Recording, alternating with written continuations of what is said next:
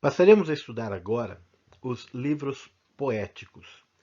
São livros escritos com os recursos literários daquilo que nós chamamos poesia judaica. Os livros poéticos são 5 livros da nossa Bíblia. O livro de Jó, que apresenta o texto em forma de um drama. O livro de Salmos, que é uma coleção de louvores e adoração ao Senhor. O livro de Provérbios, que são ensinamentos para o dia a dia na nossa vida com sabedoria diante de Deus. O livro de Eclesiastes, ou o Pregador, que direciona a pessoa a olhar para Deus, a ter o seu foco, a ter a vida firmada nas coisas do Senhor. O livro de Cantares, ou Cântico dos Cânticos, que é um romance que mostra o relacionamento de Deus com o seu povo através de uma história romântica. São livros que falam das experiências do coração e nós vamos passar a ver cada um deles agora. O livro de Jó. Jó apresenta Jesus Cristo, o meu Redentor. O versículo-chave está em Jó capítulo 2, versículo 3, e diz assim: E disse o Senhor a Satanás: Observaste o meu servo Jó? Porque ninguém há na terra semelhante a ele, homem íntegro e reto, temente a Deus e que se desvia do mal, e que ainda retém a sua sinceridade, havendo-me tu incitado contra ele para o consumir sem causa. O autor desse texto do livro de Jó é desconhecido, assim como a época da sua escrita é incerta. Nós avaliamos um período entre os anos 1600 e 1500 a.C.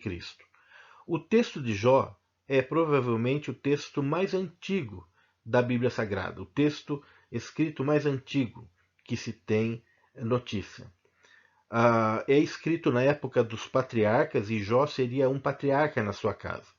E as histórias que acontecem têm a ver com a vida de Jó sendo provada por Deus.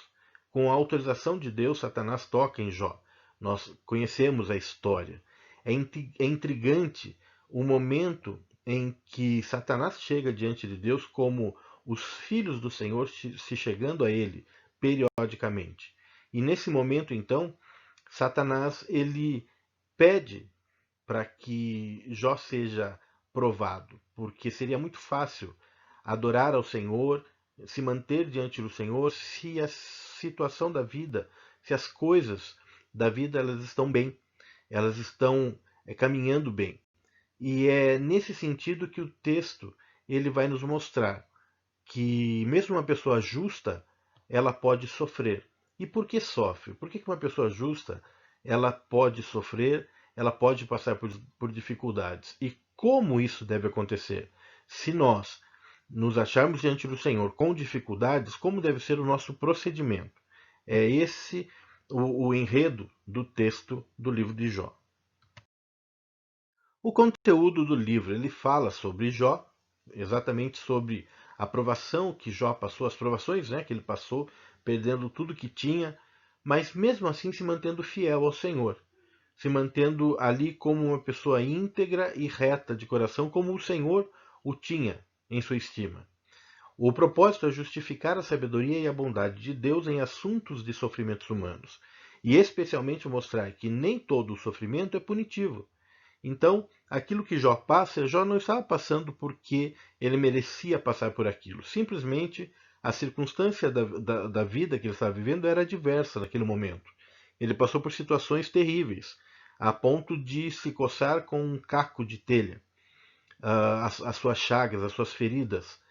Perdeu tudo, perdeu os filhos morreram, perdeu todas as suas riquezas, os seus bens, só ficou ali com a sua doença e a sua esposa também vendo aquela situação e não entendendo aquilo que estava acontecendo. Mas Jó se manteve fiel diante do Senhor. E nisso nós podemos ver que não importa aquilo que nós estamos passando, o Senhor, ele tem o controle de todas as coisas nas mãos dele, nas mãos santas e poderosas do Senhor. E o Senhor não é injusto. Então nós estamos falando a respeito de nós sermos justos diante do Senhor, mas nós temos que entender que o foco não somos nós. O foco é Deus, e Deus é justo. O Senhor, ele nunca vai deixar que o filho dele venha a sofrer e isso não venha a ser revertido, isso não venha a ser colocado diante dele de tal forma que a pessoa não receba de volta a restituição daquilo que ela tinha. Se a pessoa se mantiver diante do Senhor crendo que Ele é justo. Então, o tema por que o justo sofre, na verdade, a resposta é: o Senhor é justo em todas as situações. Então, aquilo que eu passo é momentâneo. Aquilo que o justo passa como dificuldade é momentâneo. E nós temos que ter essa certeza. O livro de Salmos. Salmos apresenta Jesus Cristo, o nosso tudo em todos. A chave é o Salmo 150, versículo 6, que diz assim: tudo quanto tem fôlego, louve ao Senhor. Louvai ao Senhor. Essa doxologia, essa adoração, ela é o auge da adoração, conclamando todas as coisas que sejam vidas, que tenham consciência, para que se dobrem, se curvem diante de um Deus que deve ser adorado em todas as situações, em todas as circunstâncias. Os autores do livro de Salmos, né? Porque os livros de Salmos, na verdade, eles são 5 grandes volumes que, somados com tudo aquilo que está no seu conteúdo, nos trazem cerca de 150 salmos. É o que tem a nossa Bíblia, 150 salmos. Os autores, eles foram escrevendo em épocas diversas. Nós temos Moisés escrevendo o salmo. Nós temos Davi escrevendo uma grande quantidade de salmos, de Salomão também, mas Asaf, os filhos de Coré também escreveram muitos salmos, Emã, Etã, o Gedutum, Esdras. Tem alguns salmos que são chamados salmos órfãos, porque não tem a sua identificação, mas os textos dos salmos, eles foram escritos e foram sendo guardados durante muito tempo. Então, o tempo da escrita são diversas épocas. No livro dos Salmos, nós temos em síntese os louvores. A palavra salmo ela não tem tradução exata, mas no grego ela se refere a um texto que tem que ser falado de forma ritmada e que seria acompanhado de um instrumento de corda. Só que quando nós estudarmos salmos nos livros poéticos, nós vamos ver que, por exemplo, cada salmo ele traz ali qual é o tipo de instrumento que deve acompanhá-lo, qual é o tipo de voz que tem que ser entoada, se é coro, se é um salmo que é para ser responsivo.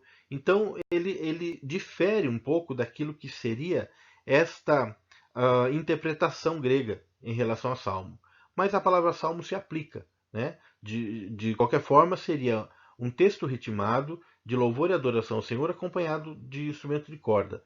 É um texto de adoração com um envolvimento musical. Né? O propósito dos salmos é sempre louvar ao Senhor em qualquer que seja a situação. O tema, né? O livro de Salmos é uma coleção de poesias hebraicas inspirados, que mostram a adoração e descrevem as experiências espirituais do povo judaico. Podemos colocar o tema da seguinte forma: Deus deve ser louvado em toda e qualquer circunstância da vida. Qualquer que seja a situação, nós precisamos adorar e louvar ao Senhor, porque nós sabemos que todas as coisas estão no controle dele e ele tem a melhor resposta para todas as coisas. Se é uma dificuldade, se é uma tensão, o Senhor tem resposta para todas as coisas. Se é uma bênção, se é uma alegria, então é o Senhor que nos faz ser pessoas felizes e alegres. Em qualquer que seja a situação, nós louvaremos ao Senhor e o Senhor nos trará clareza no coração. Então, o livro de Salmos nos ensina a estar diante do Senhor como verdadeiros adoradores que o adorem em espírito e em verdade. E é esse que ele busca. Provérbios. Provérbios apresenta Jesus Cristo a nossa sabedoria. O versículo-chave está em Provérbios 1,7, que diz assim: o temor do Senhor é o princípio do conhecimento, ou da sabedoria, dependendo da versão. Os loucos desprezam a sabedoria e a instrução. Então, significa que as pessoas que querem a sabedoria, que querem ser sábias, elas têm como ponto-chave na sua vida saber que temer ao Senhor Não ter medo, temer, que é honrar ao Senhor, dar glórias ao Senhor, colocar a vida diante do Senhor em honra. Esse é o princípio da sabedoria. O autor do texto de Provérbios é Salomão, o grande sábio, e foi escrito entre os anos de 960 e 920 a.C., no próprio reinado de Salomão. O conteúdo de Provérbios ele nos ensina, né? O propósito do livro é dar sabedoria aos jovens, como o próprio livro diz, traz ali escrito, dar sabedoria aos jovens. O tema é a sabedoria prática, tendo como fonte a base e base o caráter religioso. O temor do Senhor é o princípio do saber, sabedoria para a vida correta. Uma pessoa mais idosa, mais experimentada, ela provavelmente ela vai ter mais conhecimento, mais respostas a respeito da vida, mas os jovens são impulsivos.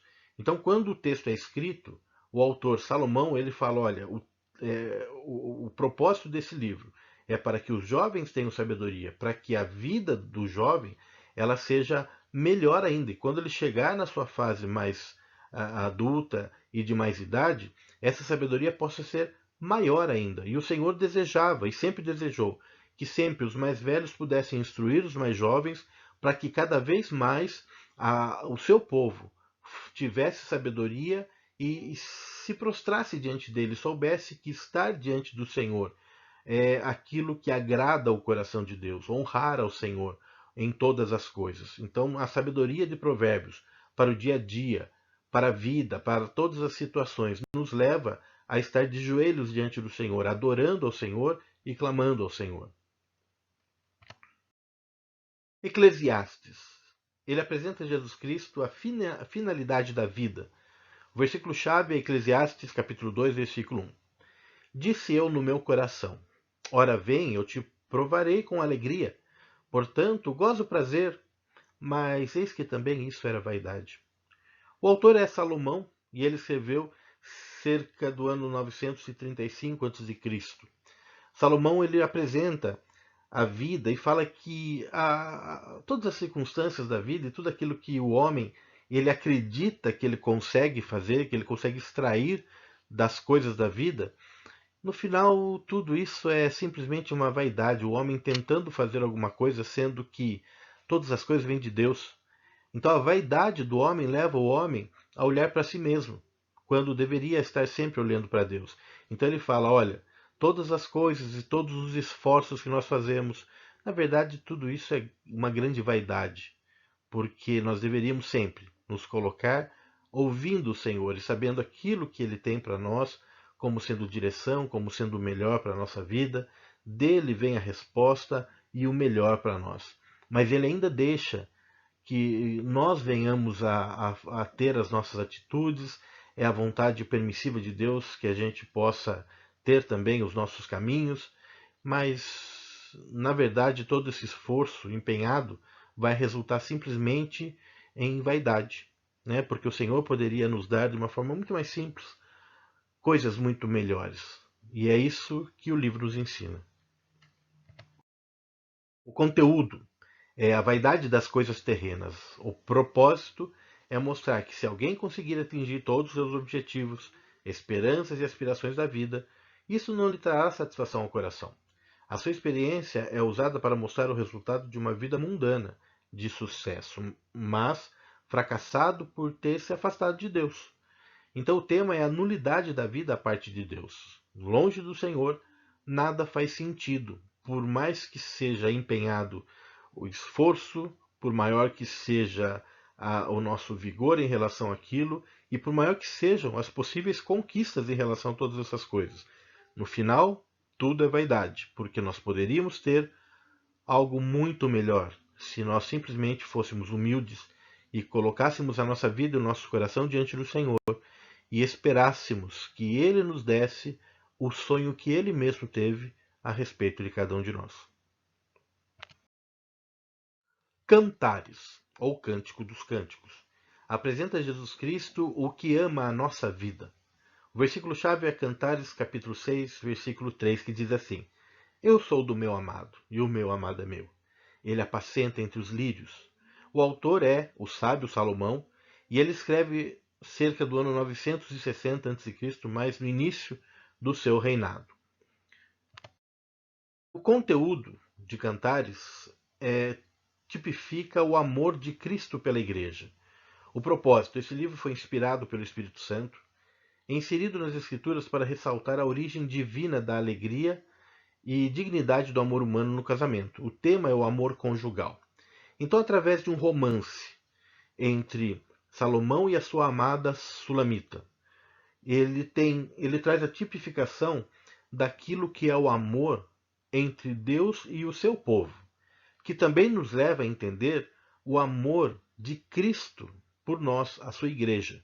Então é uma história fantástica de um romance, de um relacionamento entre um homem e uma mulher, puro, relacionamento em que eles são um casal, então é um amor conjugal puro diante do Senhor, que mostra como que é o amor puro do povo de Deus em relação a ele e o amor puro de Cristo por sua igreja.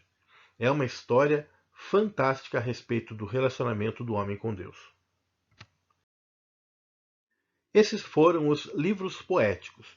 No texto da tradição judaica não tem a divisão chamada livros poéticos.